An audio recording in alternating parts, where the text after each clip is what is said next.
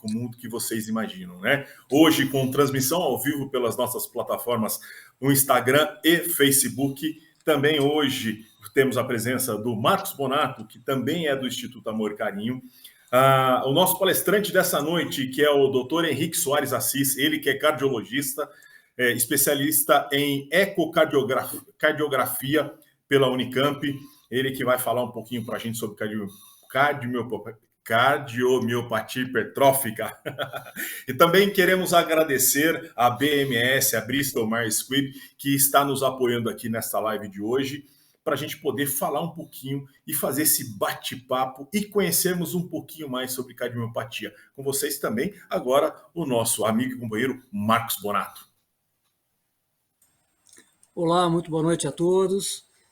Que momento memorável para todos nós, né? Podemos trazer um grande especialista, o Dr. Henrique Assis, aí nos ensinando um pouquinho mais sobre cardiomiopatia, trazendo clareza, né, aos pacientes, a todos que estão tendo a oportunidade de nos assistir.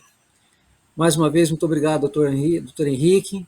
Obrigado, André, pelo suporte tecnológico. E vamos para mais uma live do Instituto Amor e Carinho. E com vocês agora, o palestrante dessa noite, o Dr. Henrique. A palestra é toda sua. Vamos entender um pouquinho mais sobre cardiomiopatia hipertrófica. Bem, boa noite. Meu nome é Henrique, sou cardiologista, ecocardiografista. Tenho atuação principalmente em consultório, mas dou plantão, faço exame e gosto bastante do assunto. Espero que a gente possa compartilhar um pouco da experiência, um pouco de dados, que a gente possa contribuir com algumas ou muitas pessoas aqui para o segmento da vida delas. Vamos lá, então. Agradeço primeiramente ao Marcos Wesley pelo convite e vou falar hoje sobre a cardiomiopatia hipertrófica. Para essa apresentação, eu não tenho nenhum conflito de interesse. Então, a gente vai falar algumas coisas sobre a cardiomiopatia hipertrófica. A gente tem uma agenda extensa, vou tentar ser breve e claro na minha apresentação. Primeiro, o que é a cardiomiopatia hipertrófica, a definição, dá um panorama geral da doença, como que ela funciona, por que ela acontece, a base genética, mas vamos tentar entender um pouco melhor, qual que é a relevância da cardiomiopatia hipertrófica, né, a sua epidemiologia, como desconfiar, quais são os sintomas mais frequentes, como que ela se apresenta, as formas que ela tem em cada pessoa, com o que a gente tem que se preocupar quando a gente fala de cardiomiopatia hipertrófica, quando a gente está fazendo uma consulta, ou fazendo uma sugestão para alguém para fazer algum tipo de tratamento, que é a evolução da doença, o tratamento em si, incertezas que a gente tem, que ainda vocês vão ver que são muitas, e no final a gente vai abrir uma rodada aí de dúvidas, discussão e angústias sobre o assunto. O melhor documento que a gente tem em português sobre a cardiomiopatia hipertrófica é um documento que saiu há poucas semanas, uma diretriz brasileira, na Sociedade Brasileira de Cardiologia. Tem basicamente tudo que eu vou falar na apresentação de hoje, está disponível nesse documento, é bem fácil achar pela internet, é domínio público, só colocar cardiomiopatia hipertrófica, diretriz ou guideline, vai ser o primeiro link. Se alguém tiver interesse, pode ler, tá bem escrito, tem bastante figura, é uma linguagem técnica, mas a pessoa que quiser ler, realmente vai aprimorar mais seus conhecimentos. Então, falar de cardiomiopatia hipertrófica, tem para começar a entender o nome. Cardio, relação ao coração, mio é relação ao músculo do coração. O coração tem diversas partes, válvulas, câmaras, vasos, mas quando a gente fala de mio, é o músculo cardíaco, que a gente consegue ver nessa figura aqui, que ele é bem espessado. Esse seria um coração normal, um corte de coração normal. Aqui, esse branquinho é o músculo do coração de uma pessoa normal, o ventrículo esquerdo, que é a bomba do coração. Então, em relação ao músculo normal, esse músculo aqui de uma pessoa com cardiomiopatia hipertrófica é bastante aumentado. Então, o mio se refere ao músculo, patia, doença. A doença do músculo do coração, que acontece? Ele fica hiper, aumentado, trófico se relaciona com nutrição, com a vitalidade. Então, cardiomiopatia hipertrófica é a doença do músculo do coração, no qual o músculo, caracteristicamente, está aumentado, está hipertrofiado, está grande. A gente tem uma definição do tamanho, da espessura, o que é normal, o que não é, diagnóstico diferencial com outras doenças. Mas isso eu vou detalhar mais durante a apresentação. Então, cardiomiopatia hipertrófica, o músculo do coração está grande, está muito hipertrofiado. Como que acontece? Então, esse é um coração da esquerda, um coração normal, esse da direita é um coração com cardiomiopatia hipertrófica. O coração normal recebe o sangue aqui, tem uma estrutura que chama tem uma estrutura que chama átrio esquerdo. Eu vou desenhar aqui, acho que fica mais fácil. O átrio esquerdo, o sangue entra pro ventrículo esquerdo. Esse ventrículo aqui, essa estrutura do coração é a bomba principal do coração que manda o sangue para a aorta, que é a artéria que leva o sangue para todo o corpo. Então o sangue passa do átrio, vem para o ventrículo e depois ele passa pela válvula aórtica, que é essa daqui, e sai para o corpo através da artéria aorta. Esse coração aqui tem um músculo normal, ele é mais espesso do que o do outro lado, do lado direito, e ele tem um tamanho aqui dentro, a câmara dele é tamanho normal, ela recebe uma quantidade correta de sangue, adequada de sangue.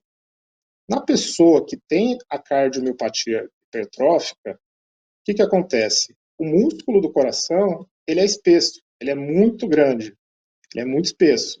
O que vai acontecer disso? Primeiro, a musculatura ela fica muito hiperdinâmica, ela fica muito forte, que de forma leiga pode parecer bom. O coração mais forte, mais tonificado é bom.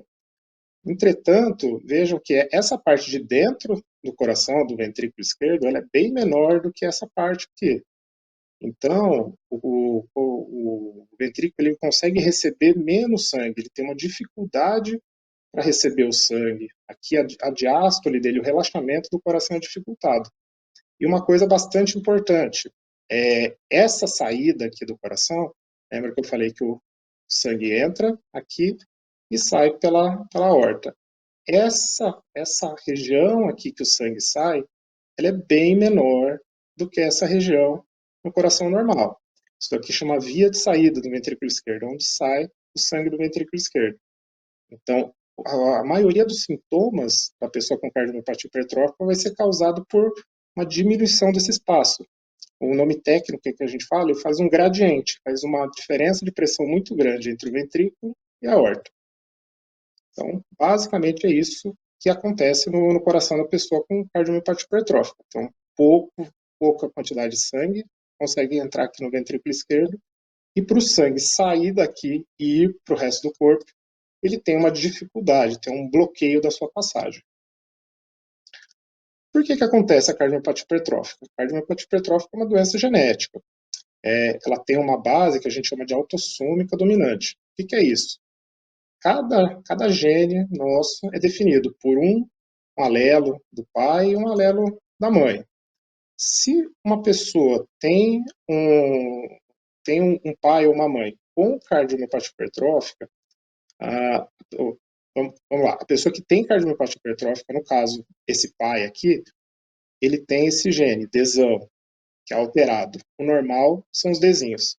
Ele pode passar uma proporção de 50% para os filhos. Então, metade dos filhos dele, no caso, esse daqui e esse daqui, vão ser afetados pela doença, vão receber esse gene.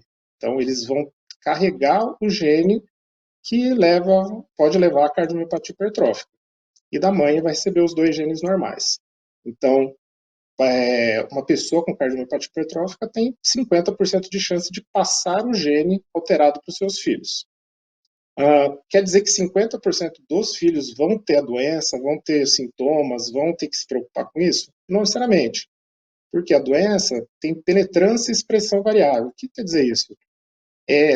Tem vários fatores que influenciam se alguém vai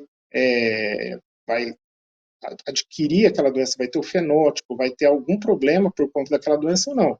Ou a pessoa vai só carregar o gene e nunca vai se expressar. Em crianças, adolescentes, por exemplo, a expressão é maior. Conforme as pessoas vão ficando mais velhas e não expressa aquela doença, a chance de ter uma doença, de ter a doença mesmo, de ter sintomas por conta da cardiomiopatia hipertrófica é menor, e geralmente é uma expressão clínica menos importante, são pessoas com menos sintomas, menos gravidade. A gente tem várias apresentações, cada pessoa sente de uma forma diferente. Tem pessoas que são muito afetadas, tem pessoas que são um pouco afetadas, são muitos genes relacionados com cardiomiopatia hipertrófica. Então, existem genes que são potencialmente mais graves, tem genes que são potencialmente menos graves, e tem muitos genes que a gente não conhece exatamente qual que vai ser a expressão disso na pessoa. Toda cardiomiopatia hipertrófica tem a definição genética, mas mesmo assim, com a tecnologia que a gente tem hoje, cerca de 30% a 40% das pessoas que têm a doença e são submetidos ao teste genético não é identificada a mutação. Então, a gente tem bastante coisa ainda para desenvolver, para entender melhor sobre a genética, sobre a causa da cardiomiopatia hipertrófica. E pode fazer diagnóstico diferencial, ou seja, apesar de ser característico da pessoa que tem cardiomiopatia hipertrófica ter o coração espessado, tem diversas outras situações, tanto genéticas quanto adquiridas, que podem se expressar dessa forma e não necessariamente ser cardiomiopatia hipertrófica. Tá? Qual que é a relevância? Por que é importante a gente conhecer a doença? A cardiomiopatia hipertrófica é a cardiopatia congênita mais prevalente, que está mais presente na população. Classicamente, quando a gente vai ler estudos, trabalhos, diretrizes de muitos anos para cá, a apresentação clássica, a prevalência clássica é de 1 para 500, ou seja, 0,2% da população tem cardiomiopatia hipertrófica. São estudos epidemiológicos, é difícil a gente prever. Provavelmente tem populações que são mais afetadas, menos afetadas, mas esse é um número clássico. Atualmente, com a quantidade maior de testagem genética, de possibilidade, tem alguns estudos que sugerem que, na verdade, essa prevalência não é de 1 para 500, é de 1 para 200. De novo, não necessariamente todas essas pessoas que têm o gene, que têm essa alteração no gene, vão expressar a doença, ou vão ter sintomas por causa da doença. Então, acho que imaginar que por volta de 0,2%, 0,4% da população carrega esse gene é um número mais próximo que a gente tem. É a doença rara, e aí a gente entra um pouco no âmbito aí do Instituto Amor e Carinho. É rara de certa forma, mas para quem é especialista, para quem vê cardiologia com bastante frequência, sempre vai se deparar. E, na verdade, todo mundo provavelmente conhece alguém que tenha o gene da cardiomiopatia hipertrófica. A pessoa pode não saber ou pode não expressar, mas é muito provável que todo mundo conheça aí 200, 300 pessoas e probabilisticamente você conhece alguém com cardiomiopatia hipertrófica. E o principal, por que é importante saber da doença? Que é a causa mais comum de morte súbita em atletas jovens. Apesar de ser uma doença não tão frequente, de não ser comum essa apresentação, mas é desastrosa. A gente vê vídeos, a gente lê notícias sobre atletas, pessoas jovens, teoricamente saudáveis, são atletas, são modelos das pessoas saudáveis que têm um evento drástico e é comumente fatal. Morrem praticando esporte, têm um físico bom, se alimentam bem e tem uma morte súbita. E uma das causas mais comuns, se não a mais comum, é essa doença. Quando a gente está falando, então, em relação ao Brasil, a gente pode falar de forma bastante segura que a gente tem aí por volta de 400 mil pessoas afetadas pela doença. Tudo bem, então a gente já sabe que é uma doença genética frequente, a gente sabe que se apresenta de formas diferentes em cada pessoa, Mas como que a gente vai saber quem que é? O médico, como que ele vai fazer essa triagem? A gente sente alguma coisa? Eu preciso me preocupar se meu pai, irmão, amigo que está tendo algum sintoma, preciso mandar para o cardiologista? Como que a gente vai descobrir aonde que está essa pessoa com a doença no meio de tanta gente? Aonde que a gente vai descobrir, achar o óleo? Vamos lá. Como que a gente vai desconfiar? Quais são os sintomas das pessoas que têm cardiomiopatia hipertrófica? Nada. A maioria dos pacientes são assintomáticos. A maioria deles, mais de 50%, não sentem nada. Não sentem nada, nunca vão ter nenhuma manifestação. E se fizer o diagnóstico, eventualmente vai ser por algum exame alterado, por alguma avaliação antes de exercício que fez, que o médico viu um exame diferente, ou algum médico em algum exame admissional ouviu um sopro, ou que estava sentindo alguma coisa que era pouco específica, foi fazer uma avaliação mais detalhada e descobriu. Então, felizmente, a maioria das pessoas não sente nada. Mas quem tem sintoma, o que pode sentir? O que pode ter de desconfiança para a gente pensar nessa doença? Dor torácica, dor no peito, síncope. O que é síncope? Perda transitória da consciência. Ou seja, a pessoa tá falando, tá andando, tá fazendo alguma coisa e, geralmente, do nada, como se fosse um interruptor que desliga, ela desmaia. Geralmente, quando alguém vem falar isso para você, fala no médico ou conversa com outra pessoa, fala, eu desmaiei, não passei mal, desmaiei. Às vezes é difícil, é desafiador você saber se esse desmaio foi algum problema simples, uma desidratação, estava muito calor, ou foi uma síncope, foi uma arritmia mesmo que a pessoa teve. A arritmia é muito frequente nesses pacientes, arritmias tanto mais leves ou arritmias mais graves, que potencialmente podem arriscar a vida da pessoa.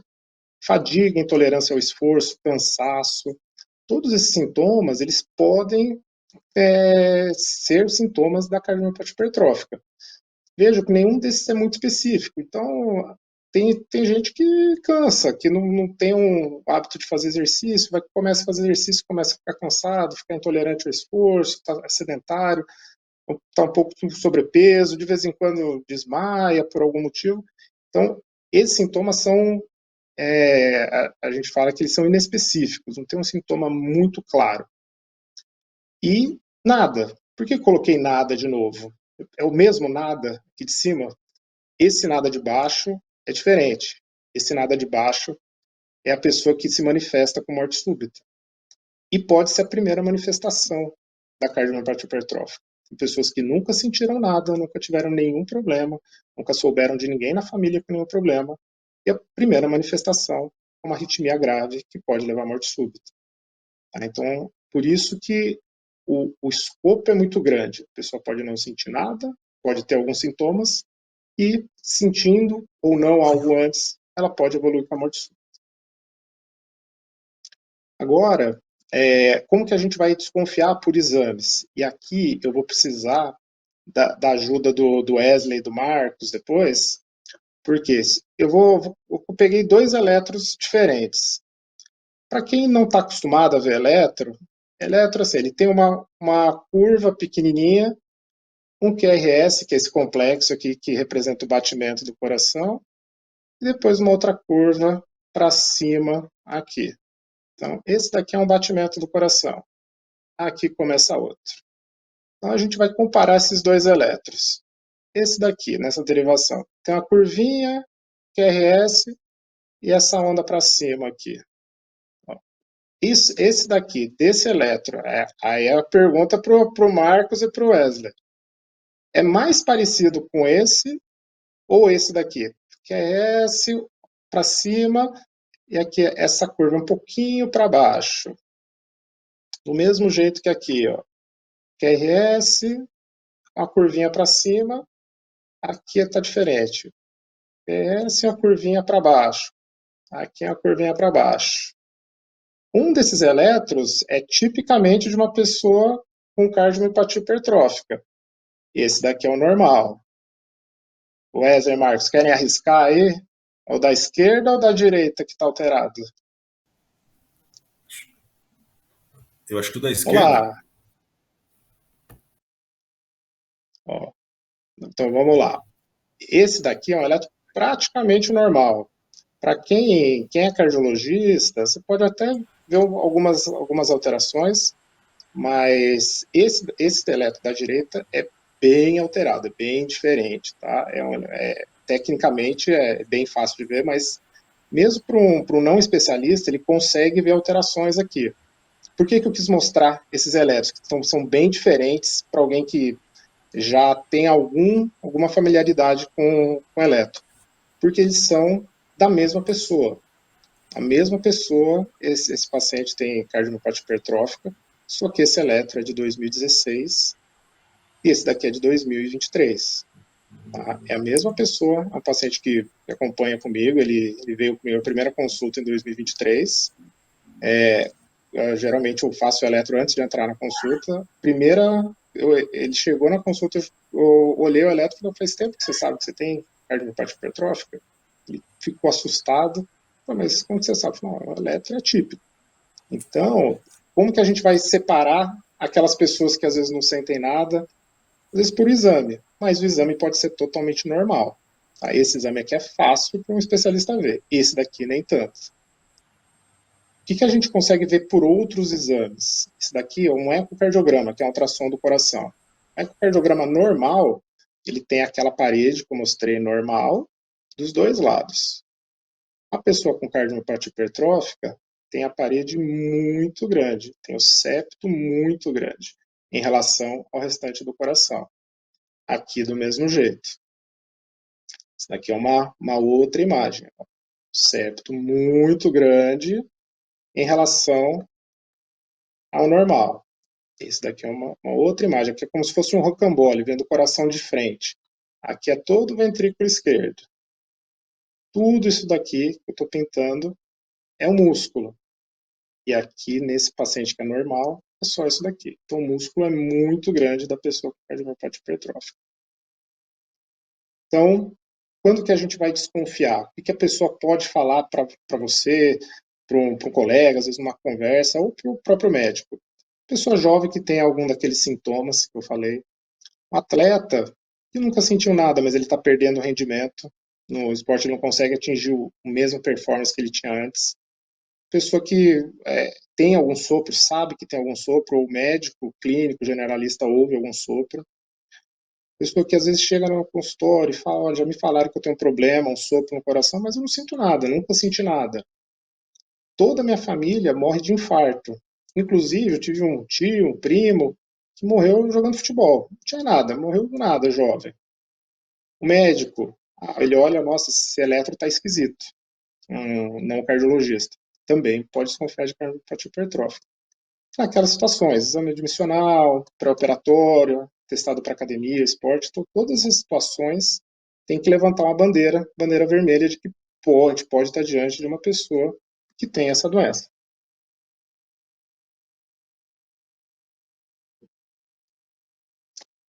A forma que ela se apresenta, ela pode se apresentar de duas formas distintas. A mais comum é obstrutiva, que é o quê? A obstrução é a obstrução da saída do sangue aqui dentro do coração para o corpo, passando pela válvula mitral, ou válvula aórtica, perdão. Então, esse septo muito grande, esse músculo do coração, está obstruindo a saída do sangue. Obstrutivo são cerca de 75%. 3 a cada 4 pacientes têm esse caráter, esse fenótipo obstrutivo. E um quarto, mais ou menos, não tem. Isso daqui é um coração normal. Isso é mais para o especialista, mas é importante saber que nem todo paciente que tem cardiomiopatia hipertrófica tem dificuldade para o sangue sair do coração. Tá? Por isso que esses aí são menos comumente sintomáticos. Da mesma forma que tem uma outra figura, então o espaço normal do coração seria esse daqui, que eu estou desenhando aqui. Em vermelho, que eu vou desenhar agora, é o músculo alterado, é o músculo maior do que o esperado. Pessoa que tem cardiomiopatia hipertrófica. E o sangue, ao invés de ter toda essa região aqui para sair, ele só tem esse espaço pequenininho e ele fica muito rápido, o fluxo dele é muito grande. É como se a gente estivesse pegando o jardim com uma mangueira e você fosse lá e colocasse o dedo na frente da mangueira. O que vai acontecer? A velocidade, o fluxo, a pressão dentro da mangueira vai ficar muito grande. Então, a velocidade vai ser maior. Numa mangueira, que é um sistema mecânico, não vai ter nenhuma repercussão na torneira, que é por onde vai a bomba da água. Agora, no coração, que é uma estrutura flexível, isso daqui vai causando alterações ao longo do tempo, fibrose, alterações no músculo, que podem, com o passar dos anos, levar a sintomas. Então, o que a gente tem que se preocupar? Qual que é a evolução dos pacientes? Isso a gente tem que deixar muito claro na consulta ou para quem a gente vai conversar sobre isso. Tem duas coisas que a gente tem que deixar separadas. Um é o risco de morte, outro são sintomas que a pessoa tem. Morte só tem uma coisa que a gente consegue diminuir na pessoa com cardiomiopatia hipertrófica. É um aparelho que chama CDI, cardiodesfibrilador implantado. A gente vai conversar um pouquinho sobre ele. É a única coisa que conseguiu mostrar que reduz morte nessas pessoas, nesses pacientes. O que melhora? Isso é uma coisa, são avaliações distintas aqui, uma coisa da outra. O que melhora sintoma? Quando a pessoa os tem, né? Medicação. Tem alguns medicamentos que são usados em praticamente todo mundo que tem sintoma de cardiomiopatia hipertrófica. O principal são beta-bloqueadores. São remédios que diminuem a frequência do coração, deixam o coração mais lento, entre aspas, ajudam a encher o ventrículo esquerdo, que ele está reduzido na pessoa com cardiomiopatia hipertrófica, e diminui o gradiente, diminui aquela velocidade de saída do sangue do coração, melhora os sintomas. Outros tipos de medicação, bloqueadores de canal de cálcio, e uma medicação bem recente que a gente tem, chama mavacanteno. É uma medicação que ela age sobre é uma medicação que age sobre uma estrutura da fibra do coração, chama miosina. Isso daqui é toda a estrutura da célula do coração que bate. A miosina é uma das estruturas responsáveis pela contração do coração. E ela está bastante aumentada na pessoa com cardiomiopatia hipertrófica. Essa medicação conseguiu reduzir força de contração do coração e melhorar sintomas numa taxa bem significativa de pessoas. Foi liberado no ano passado, no Brasil, em janeiro do ano passado, se não me engano. O problema atual ainda é o custo dele, que é bem elevado. Mas veja, não é a primeira linha de tratamento. Ele pode ser usado, tem uma eficácia bastante interessante, mas ainda não é para todos os pacientes que têm miocardiopatia hipertrófica. Outros remédios que a gente pode usar, anticoagulantes, pessoas que têm uma arritmia que chama fibrilação atrial. Eventualmente, as pessoas podem desenvolver insuficiência cardíaca, que é falha na bomba do coração, pode ser necessário. E para melhorar sintomas, a gente pode também usar terapias mais avançadas, cirúrgicas, alcoolização e mectomia, que a gente vai falar mais para frente. Então, falando de risco de morte, CDI.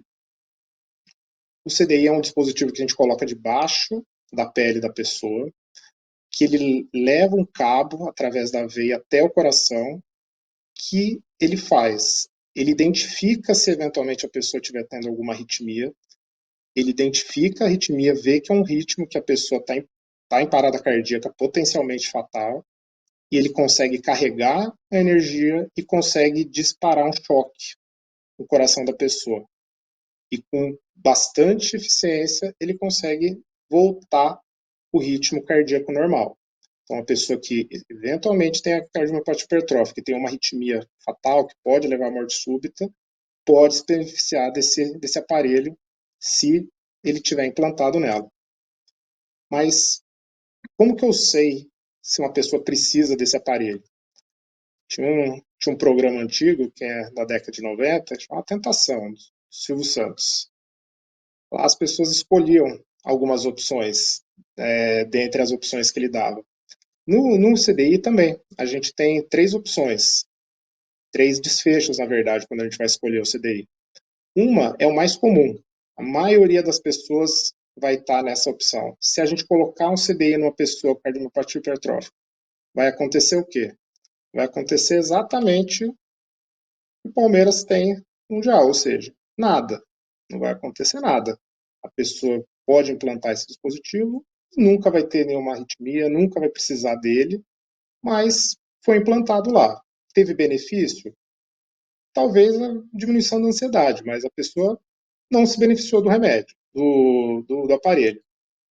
Tem outras pessoas, e aí um número menor de pessoas, que pode ter o aparelho implantado, pode nunca ter precisado dele, mas pode ter algum efeito colateral. Infecção, um choque inapropriado, que a gente fala um choque que não deveria ter sido dado. Então, a pessoa que pode ter problemas, e o médico, a pessoa que indicou também, pode até ser questionado a respeito disso. Então, qual que é a opção correta, qual que é a melhor opção? A gente escolher uma população, a gente escolher bem a pessoa que vai ter um choque apropriado, ou seja, vai ser uma pessoa que vai ter uma arritmia e vai ser salva potencialmente por esse aparelho.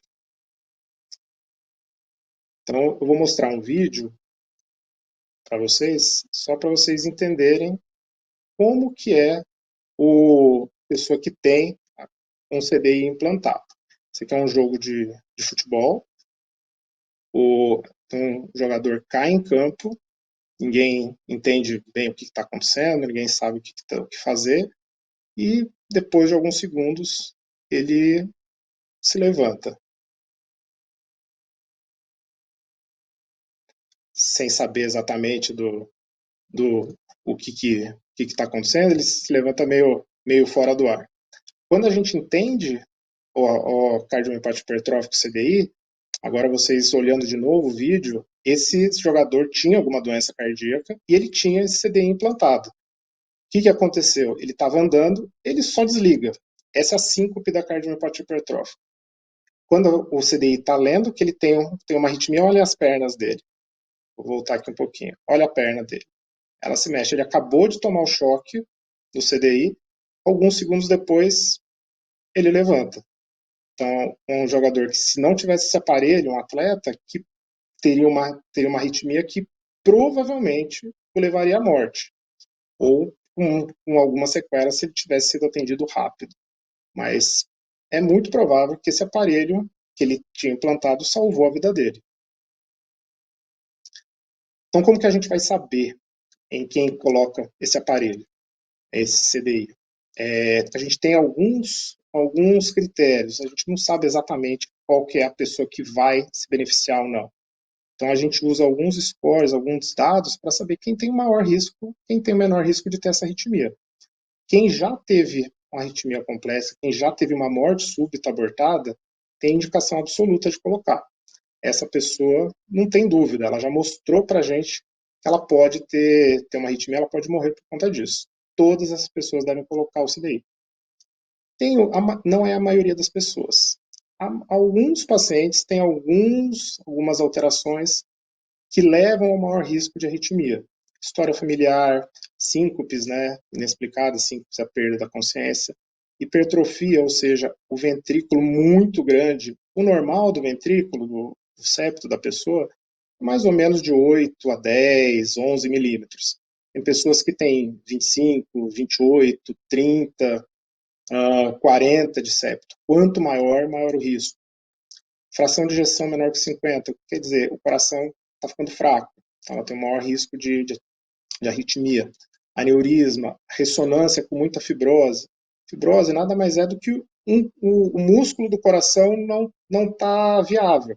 É um músculo que não funciona como músculo. É um músculo que ele está praticamente morto. Mas ele não está só morto. Ele não contrai, mas ele predispõe a ter arritmia. Quanto mais dessa fibrose a pessoa tem, maior o risco de arritmia. E outras arritmias em outros exames. Além disso, então a gente falou do CDI, que é o que pode prevenir a morte da pessoa. A única terapia que muda a expectativa de vida da pessoa, cardiomiopatia hipertrófica. No âmbito de sintomas, além dos remédios, a gente também tem outras terapias que a gente pode usar, são mais invasivas, que são ablação por alcoolização, ou seja, é feito um cateterismo, entra-se pelo coração aqui pelas veias, o médico cateteriza uma das artérias do coração, geralmente a septal, que irriga aqui o septo do ventrículo esquerdo, que é a região que mais está espessada, mais comumente está espessada, e causa um infarto. O infarto geralmente diminui a função dessa região do septo, que é onde obstrui a saída do sangue. Então, essa é uma terapia que pode ser usada para reduzir o gradiente, reduzir os sintomas da pessoa com cardiomiopatia hipertrófica. E outra opção é a cirurgia, chama miectomia, uma cirurgia de peito aberto, que o médico, ao invés de induzir um infarto, igual ele faz aqui na alcoolização, ele corta uma parte do septo, que geralmente é o lugar que está mais espessado, tira e existe uma área maior para o sangue passar para o resto do corpo. Então são duas terapias, claro que nenhuma delas é minimamente invasiva, elas têm os seus riscos, mas a pessoa com sintomas refratários, que não respondem com remédio, é uma opção a ser discutida com o paciente. Incertezas, a gente tem várias, a gente tem muitas incertezas em relação à cardiomiopatia hipertrófica, a gente tem vários avanços recentes, mas eu trouxe duas que eu acho que são mais relevantes para a gente discutir hoje. Uma é a pessoa que tem uma coisa que chama genótipo positivo e fenótipo negativo. O que é isso? É uma pessoa que por algum motivo fez o teste genético, ela sabe que ela tem um gene que pode levar à cardiomiopatia hipertrófica, mas o fenótipo, ou seja, a manifestação dela é totalmente negativa. Ela não tem alteração nos exames, ela não tem o coração alterado, ela não sente nada. O que a gente faz com essa pessoa? Ela tem uma chance maior de desenvolver a doença. Talvez, a gente falando isso, a gente testando mais gente, mais pessoas, causa ansiedade, causa angústia. Será que eu posso fazer? Será que a minha profissão vai depender disso? Será que se eu quiser virar atleta, eu vou poder? Algum dia eu vou ter que sair da minha profissão por conta de uma doença que eu nem sei se eu tenho, vou ter? Isso a gente não sabe muito bem. O que a gente tem hoje? A pessoa que tem alteração no teste genético deve ser acompanhado mais de perto, anual, cada 2 anos, tanto em consultas quanto exames. E a segunda situação é liberação para esporte, liberação para exercício físico. A gente sabe dos grandes benefícios do esporte para todas as pessoas, toda a população, e para a pessoa com cardiomiopatia hipertrófica não é diferente. Até muito pouco tempo, a maioria dos pacientes era banido de qualquer tipo de atividade física. O médico simplesmente falava, olha, você não pode fazer nada de exercício. Caminhe e devagar. Se sentir alguma coisa, pronto-socorro.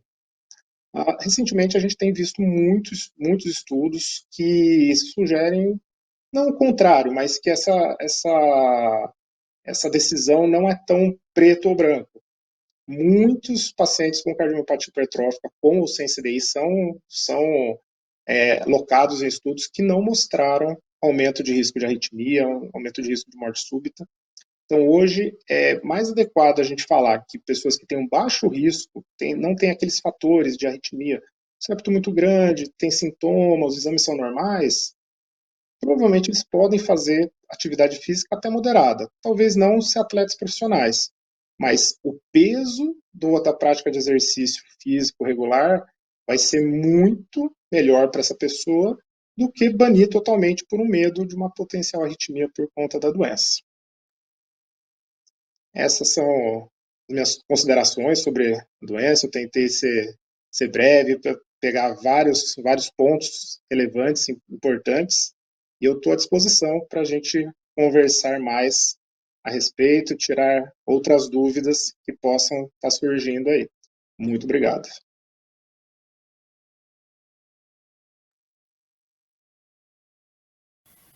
Doutor, maravilhoso.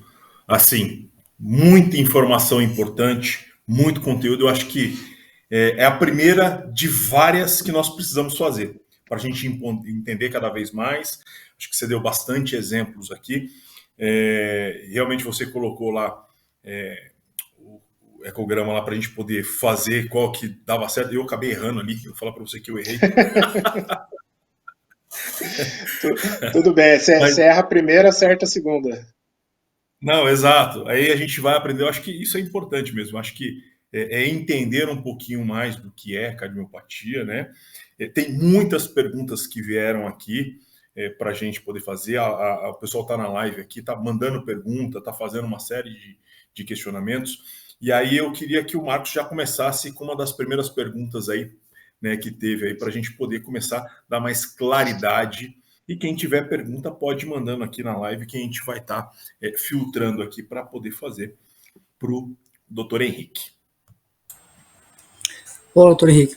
Primeiro, como disse o Wesley aí, mais uma vez, a nossa gratidão por essa aula, que o que mais me chamou a atenção, tenho certeza que do Wesley e de todo mundo que está conosco aqui assistindo, é a sua habilidade em tirar da linguagem do medicinês e passar para o português para que os leigos possam entender um pouquinho melhor o que é a cardiomiopatia hipertrófica, né? Quando o doutor mostrou lá as imagens do ecocardiograma, o meu voto foi no da direita, porque o que me chamou a atenção foram os picos, né, tanto para cima quanto para baixo. E do lado esquerdo a gente não observava, de uma linha mais constante. Né? Doutor, o que mais nos chama a atenção quando suspeitar, né, dos principais sintomas aí de um paciente portador de cardiomiopatia hipertrófica que ainda não tenha sido diagnosticado? Olha, os sintomas são aqueles que eu falei: dor torácica, síncope, fadiga, dificuldade para fazer exercício. São sintomas muito amplos, não são sintomas específicos, né? Então, eu acho que o principal é falar assim: olha, tá diferente, não tá o normal. Um jovem não conseguir trotar leve não é normal. Ter falta de ar para fazer todo tipo de exercício não é normal. Você está correndo no campo, para pegar o ônibus, você acordar no chão desmaiado, com pessoas perguntando se está tudo bem, te abanando, não é normal. Então, eu acho que mais do que o tipo de sintoma específico, é saber que entender que tem algumas alterações que não são normais numa pessoa, principalmente uma pessoa jovem, e eventualmente com um exame muito simples, eletrocardiograma, que a gente consegue fazer em 2 minutos, um ecocardiograma, você consegue definir, às vezes mudar a história de vida de uma pessoa. Perfeito, doutor. Aproveitando até as suas explicações, teve uma pergunta aqui, né? O Nilda Rodrigues. Boa noite. Tem um cardiomiopatia hipertrófica Cardiopatia hipertrófica. obstrutiva. Posso insistir em fazer exercícios físicos, mesmo sendo intolerante à atividade física no momento? Então, vai cair no nosso último quadro de incertezas. A gente tem vários marcadores para cada pessoa que vão falar mais a favor ou menos de poder fazer atividade física, intensa ou não. Muito uma live assim, quando a gente fala para muitas pessoas, a gente nunca vai fazer uma orientação específica, mas entender que você pode ter alguns sinais de que não deva fazer exercício intenso. A intolerância ao esforço talvez seja um sinal de que não deva. Mas aí precisaria haver um ecocardiograma, um Holter, ver se tem algum sinal que possa te levar a ter problema durante o esforço, mesmo o teste de esforço. A gente pode colocar pacientes com cardiomiopatia hipertrófica para correr na esteira, para fazer bicicleta, desde que seja no ambiente controlado. Então, assim, a resposta para isso depende. Não dá para saber só com esse relato. 75% das pessoas têm cardiomiopatia hipertrófica obstrutiva. Então, não dá para tirar todo mundo do exercício. Provavelmente você vai ter um benefício fazendo uma atividade física. Agora, qual e em qual nível vai depender da avaliação sua junto com o cardiologista, e cada opção vai ter benefícios e riscos. Então, saber que todo tipo de esforço, mesmo para quem não tem a doença, vai ter um risco de ter algum problema. Então é muito individual. O ideal é conversar com o seu cardiologista sobre isso. Perfeito. Bonato? Doutor Henrique, hoje em dia, o que existe de mais avançado em termos de tecnologia para tratamento da cardiomiopatia hipertrófica, em se deixando, num segundo estágio, a miectomia, né, a cirurgia de peito aberto? Então, assim, a gente ouve muito de paciente, né? Poxa, eu não gostaria de me submeter a uma cirurgia de grande porte, como uma miectomia e suas consequências, né? Então, o que temos hoje disponível no mercado? Olha, eu te diria que o mais avançado é você identificar essa pessoa e saber fazer o diagnóstico e a condução correta. Tem muita gente que tem a doença e não sabe o básico, por desconhecimento próprio mesmo, ou às vezes o cardiologista, o médico não explica de forma detalhada essas coisas. Como que é o manejo básico? Se a pessoa tem qualquer tipo de sintoma, ela tem indicação de remédios simples, beta-bloqueadores. Tem no posto de saúde, são baratos para comprar. A maioria dessas pessoas que têm sintoma, que precisam dessa medicação, elas ficam bem. Algumas pessoas que, né, quando chega na dose máxima da medicação, ainda têm sintomas, e aí é a indicação, pelo menos a atual, de usar o Mavacantem. O nome comercial é Camzyos, não tem nenhum conflito de interesse, não tem outros, só tem esse daí. Que ele mostrou que pode reduzir sintomas das pessoas com cardiomiopatia hipertrófica obstrutiva que não melhoraram com o beta-bloqueador. Infelizmente, com medicação, a gente não tem outras opções. Para quem tem sintoma e não resolve com beta-bloqueador e com Mavacantem atualmente, a opção é miectomia ou colização. Agora, se a gente vai falar de risco de morte súbita, o mais avançado, o que a pessoa tem mais possibilidade de sobrevida, é implante de CDI. De novo, lembrando, são coisas distintas. Quem tem CDI pode ter sintoma, quem não tem sintoma pode ter indicação de CDI. Lembrar que quando eu fiz o risco no meio lá da evolução, são coisas totalmente distintas. Aproveitando até que, falando sobre o CDI, houve uma pergunta aqui do Luan, né? Doutor, quando o CDI apita, o que pode ser? Eu não sou arritmologista, que é um médico especialista, né, nesses dispositivos implantáveis. Eu te diria assim, que se o seu CDI estiver bem acompanhado, estiver bem adaptado, não tiver nenhum problema de leitura, se você ouvir um barulho no CDI, o melhor a fazer é sentar ou deitar, porque ele pode estar sendo carregado para dar um choque. Se você não teve isso, é provável que seja algum barulho técnico. Aí o ideal seria ir no arritmologista que implantou o CDI ou marca-passo em você e reavaliar. Ele tem como fazer essa avaliação com o aparelho que coloca em cima do CDI e ver se está tendo algum tipo de arritmia, se ele não está captando adequadamente, mas não é normal ele fazer barulho. Perfeito. A Doutor pessoa Henrique, e as até interessante. complicações? Vou fazer uma observação. Tem uma situação que chama tempestade elétrica.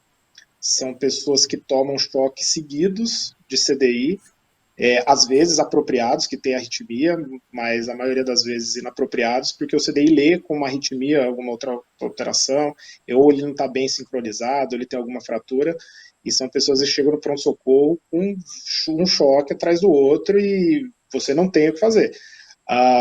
O que você deve fazer na situação, assim, a pessoa que tem o CDI, ela é orientada a isso, em pronto-socorro você tem isso, é colocar um ímã.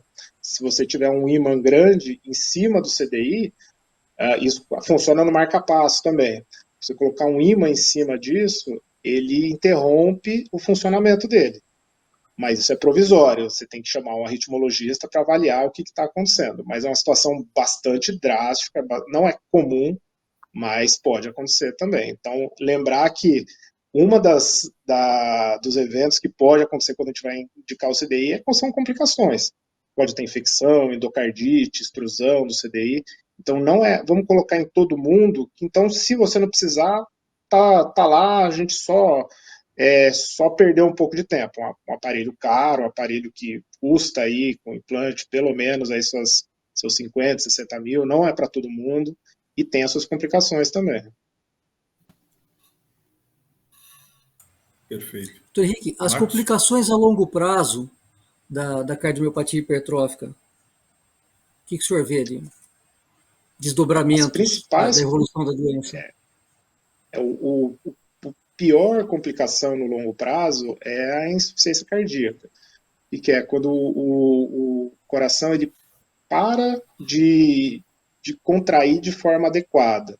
Ele perde força de contração. Então, apesar do coração da pessoa com cardiomiopatia hipertrófica ou com qualquer outra doença cardíaca, se não for bem controlada, ela pode evoluir com perda da força do músculo do coração. E a pessoa começa a ter muita falta de ar, pode ter dor torácica, pode ter síncopes, pode ter intolerância ao decúbito, então a pessoa deita, tem que levantar rápido, ou acorda no meio da noite com muita falta de ar, se senta, melhora. É a pior evolução, porque a gente vai tratar a insuficiência cardíaca, pode ser que até indique o transplante cardíaco, mas você dificilmente consegue resolver a causa na cardiomiopatia hipertrófica. A outra complicação é a fibrilação atrial. Quando eu coloquei a figura do coração mais grosso, o sangue passa do átrio para o ventrículo esquerdo. Quando o coração está mais espessado, ele relaxa menos. Então, o átrio, entre aspas, faz mais força para o sangue passar dele para o ventrículo. Ele pode dilatar o átrio esquerdo.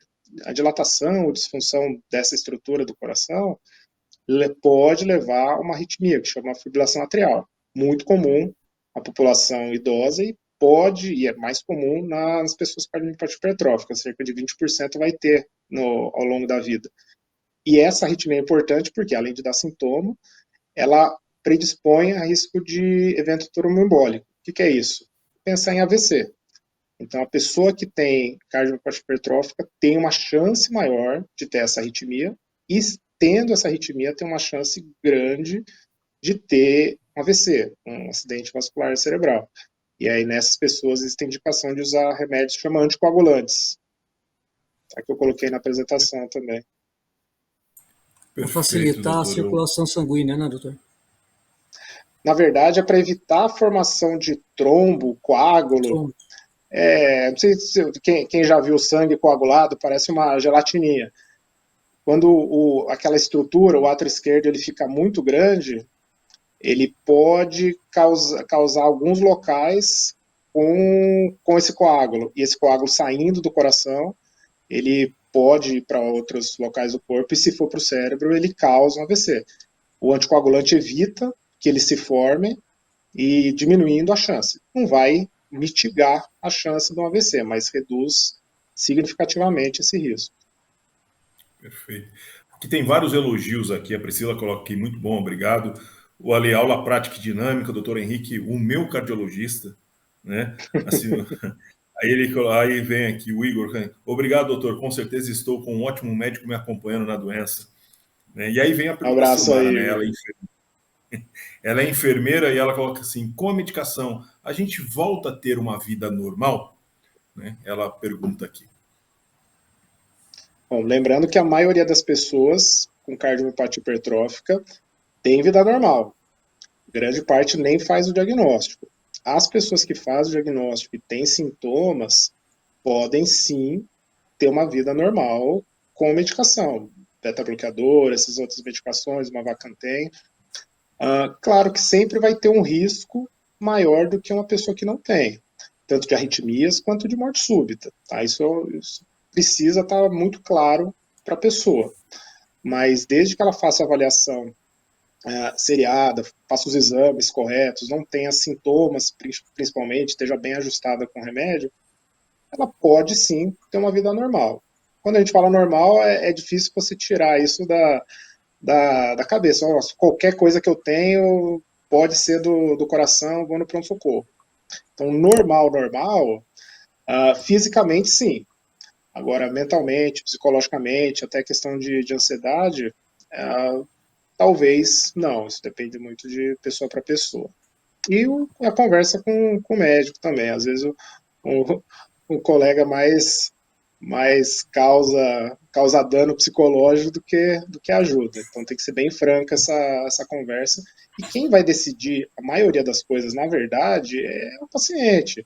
É difícil você ter uma indicação que seja só do médico. O médico vai falar, ó, se você vai fazer isso e pronto.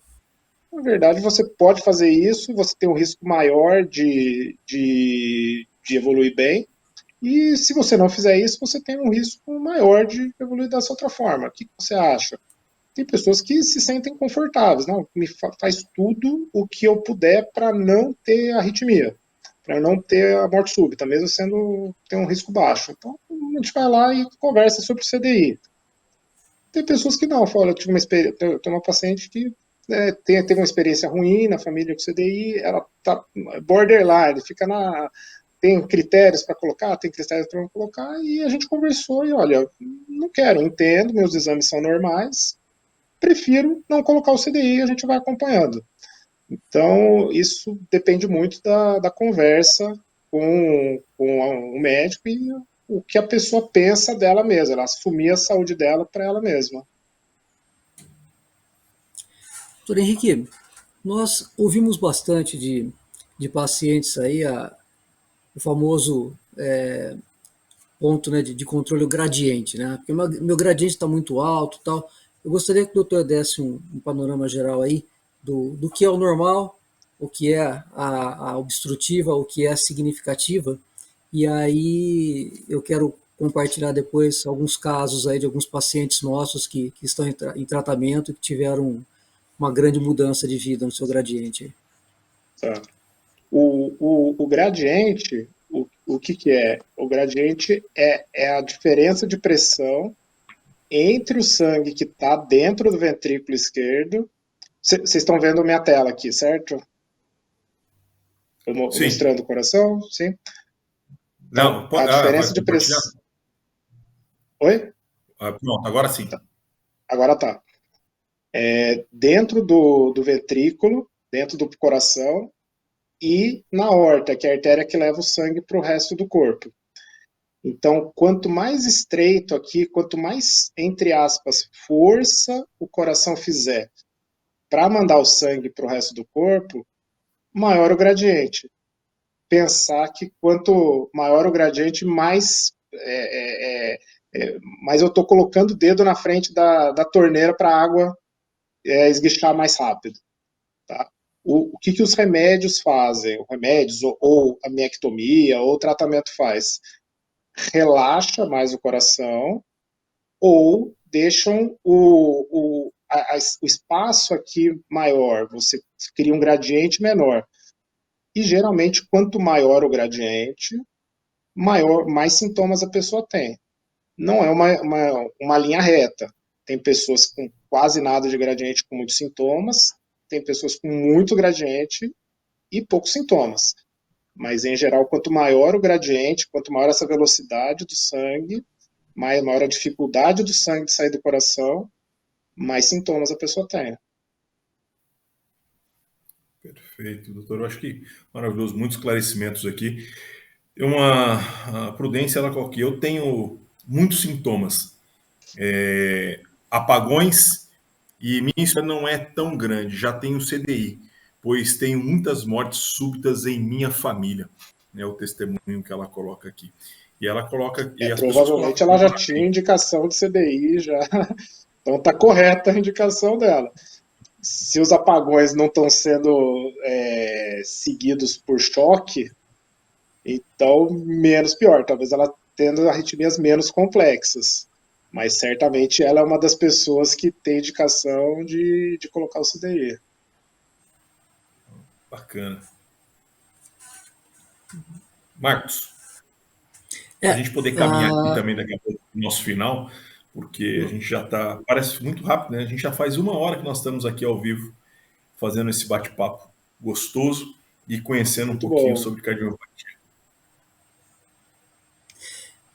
nós já ouvimos aí de vários pacientes, né, que, poxa, tinha um gradiente de 120, 140 em repouso, tudo, e agora com o tratamento está com um gradiente de 8,5. Me relatou o paciente que o próprio cardiologista não estava acreditando, falou, não é possível ter caído tanto, né, em se considerando aí que eu já vi pela literatura e o doutor nos ensinou que o normal é até 10, né? E o paciente que estava com 118, 120, hoje está com 8,5. Conseguiu, inclusive, pedalar aí uns 4, 5 minutos com uma carga bem leve, bem moderada na bicicleta ergométrica, mas era algo inimaginável para ele até alguns meses antes do início do tratamento. Né? Diagnóstico correto, Eu tratamento. só vou te interromper, mas eu acabei falando depois do gradiente, não falei o que é alterado. O normal são 10 milímetros de mercúrio, gradiente, alterados acima de 30 e significativo, assim, muito alterado, acima de 50, ou no repouso ou quando você faz esforço. Então, quando a pessoa vai fazer um ecocardiograma, que é aquele ultrassom do coração, que já sabe que tem cardiomiopatia hipertrófica, mesmo que não tenha sintoma, você tem que fazer algumas manobras, quem está fazendo o exame, para tentar estimular, para tentar aumentar esse gradiente. Porque às vezes no repouso a pessoa não tem gradiente, não tem sintoma nenhum, e o problema da pessoa é quando ela faz esforço. Então, o médico tem que tentar simular o esforço durante o exame. E não é incomum a pessoa ter um gradiente baixo de 20, 25 no repouso, e quando faz um esforço pequeno que seja, vai para 60, 70, 100. Então, isso é uma coisa que quem faz exame de pessoa com cardiomiopatia hipertrófica tem que estar atento e todo exame tem que fazer isso. Muito bom. Acho que, assim, eu tive várias perguntas que estavam aqui. O pessoal perguntando para quem é adequado uma vacantena. É para todo mundo? Não. Primeiro, a pessoa tem que ter sintoma. Bom, vamos lá. A pessoa tem que ter cardiomiopatia hipertrófica. Tem que ter o diagnóstico.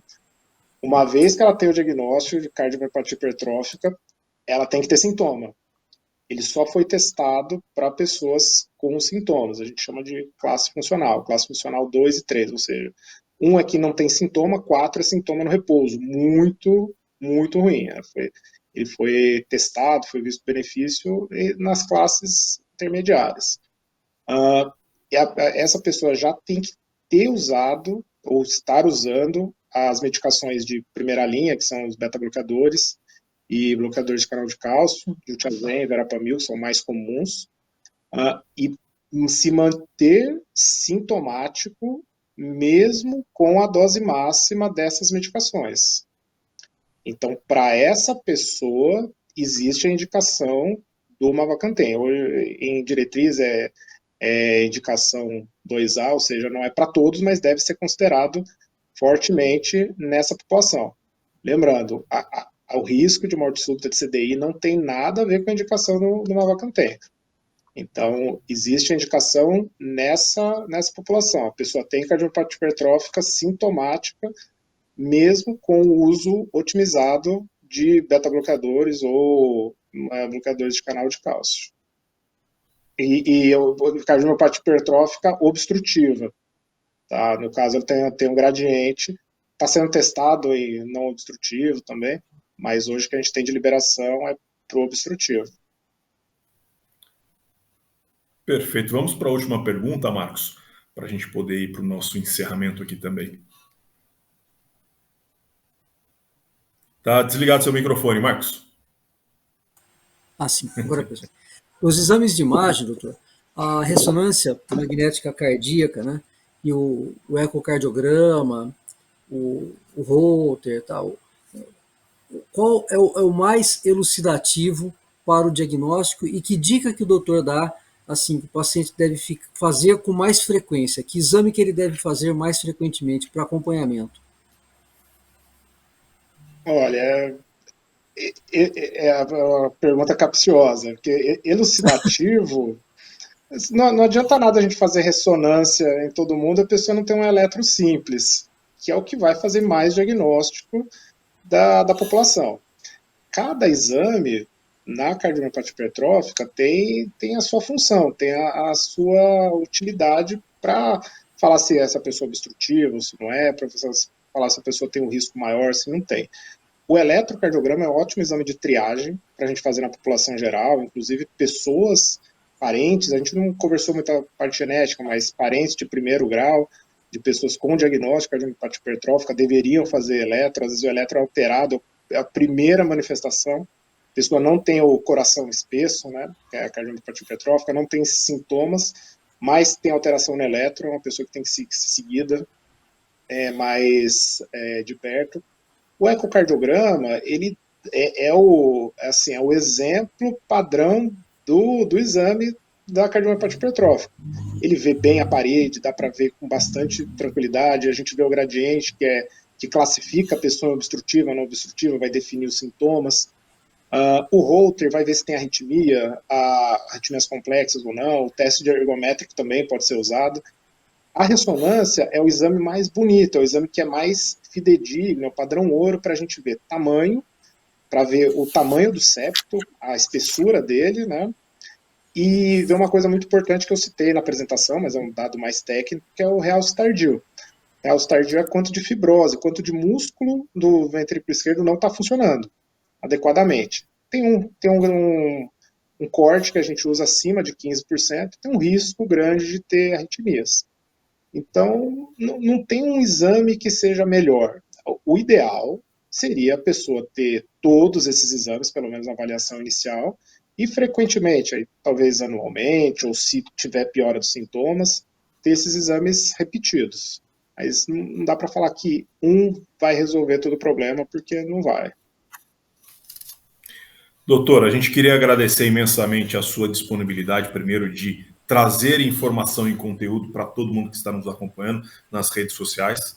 E queria que você deixasse o seu recado final para todo mundo que está nos acompanhando. E lembrando que as pessoas que nos assistem aqui também compartilhem, né, esta rede social, compartilhem os vídeos aí com outras pessoas para que eles possam entender um pouquinho mais também. Eu que agradeço a oportunidade, Wesley, o Marcos. Eu fiquei conhecendo o Instituto Amor e Carinho justamente por um paciente que eu precisei indicar a medicação, e aí tinha a questão de custo. O médico cardiologista também fica perdido nesse monte de inovação. Então, eu tive uma indicação de vocês, e desde então a gente está conversando, está fazendo uma parceria legal. E eu que agradeço aí pela oportunidade de. Eu falo que exatamente do jeito que eu falo na consulta individualmente todo dia. Às vezes é até chato, você repete a mesma coisa várias vezes. Então, se uma pessoa, duas, teve algum benefício nessa hora que a gente ficou conversando, já está feito o nosso trabalho aqui. Nem que seja para elucidar assim, o que vai acontecer, para a pessoa ficar mais tranquila ou não, às vezes a pessoa fica mais preocupada, talvez tenha um cardiologista. Mas geralmente quando a gente conversa, quando explica a situação, geralmente eu falo, nossa, antes eu achava que eu ia morrer e agora eu sei que não é assim. Talvez você tenha um desfecho ruim, você pode ter, ninguém vai conseguir te garantir que você não vai ter problema, que você não vai ter uma arritmia grave, que você não vai ter uma evolução ruim.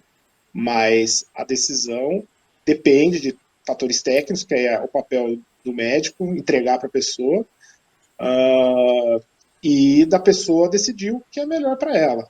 E aí, principalmente na questão do exercício, a gente tem que desmistificar um pouco isso, que a pessoa com cardiomiopatia hipertrófica pode e deve, na maioria das vezes, fazer atividade física, que é muito provável que traga mais benefício do que prejuízo no longo prazo. Perfeito, muito obrigado. Marcos, para a gente poder encerrar suas considerações finais. Não é debate político, mas vamos para as considerações finais, né? Doutor Henrique, uma vez mais, nossa gratidão pela sua ajuda, pela sua clareza, né, por tirar mais uma vez do medicinês para o português, que é fundamental para nós do Instituto, para os nossos pacientes, agradecer pela sua disposição, pela aula, e agradecer aos nossos pacientes, que não são poucos, que estavam nos acompanhando aqui, que enviaram suas perguntas, que deram seus testemunhos. Eu tenho certeza que todo mundo vai dormir melhor hoje, com mais essa aula, com mais essa clareza, né, trazendo um conforto adicional, além da consulta propriamente dita no consultório. Né? Muito obrigado, doutor Henrique. Diminuiu, acho que até o gradiente dos pacientes aí, a palestra. Acho que tem quem tinha 80, 90, foi para uns 50 aí, pelo menos, depois da aula. Melhorou bastante aí. Parabéns, doutor. Mais uma vez, Marcos, muito obrigado. Quero agradecer a todo mundo que está nos acompanhando nas redes sociais. Lembrem de seguir o Instituto Amor e Carinho nas redes sociais, Instagram, Facebook, para quem ainda não está nos acompanhando. A gente está sempre colocando informações, conteúdos, temos lives constantes, trazendo muita informação para a população em geral. Nos acompanhe. Muito obrigado mais uma vez. Quero agradecer mais uma vez a BMS, a Bristol Myers Squibb, por ter nos apoiado nesta live aqui, ao André, que está aqui nos bastidores também nos ajudando. Beijo no coração de vocês e até a próxima live que a gente aqui pela página do Instituto Amor e Carinho. Gratidão a todos, fiquem com Deus e até a próxima.